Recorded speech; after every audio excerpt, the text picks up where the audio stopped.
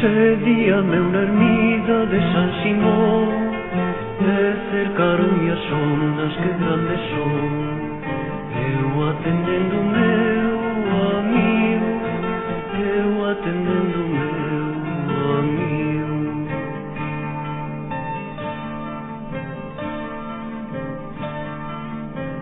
Estando na ermida diante do altar, cercaron-me as ondas grandes do mar.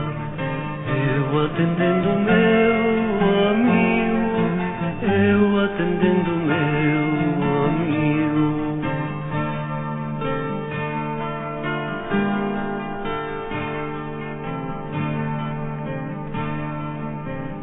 Cercaron-me as ondas que grandes son, eu que non hei barqueiro nen remador. Eu atendendo o meu amigo, eu atendendo o meu amigo.